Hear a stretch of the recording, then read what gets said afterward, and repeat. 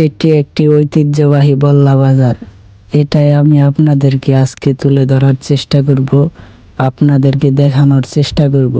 আপনারাও দেখেন বল্লা বাজারটি কেমন আর বল্লা বাজারটি কোথায় অবস্থিত।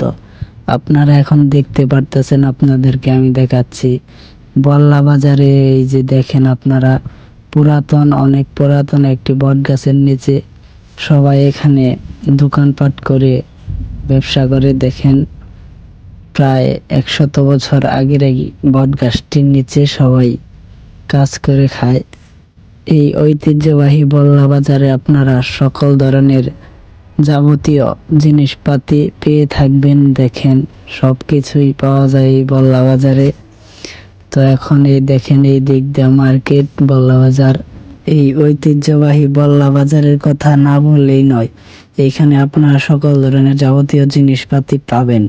তো এখন আপনাদেরকে দেখাবো এই বল্লা এলাকাটি, আপনাদেরকে ঘুরিয়ে দেখাবো, গ্রামীণ কিছু দৃশ্য দেখাবো। দেখেন আপনারা, এই যে দেখেন আপনারা, এখানে আগেকার মানুষ অনেক চলাচল করতো এই রাস্তা দিয়ে, কিন্তু এখন মেন রাস্তা হওয়ার পর থেকে এখান দিয়ে মানুষ বেশি একটা চলাচল করে না।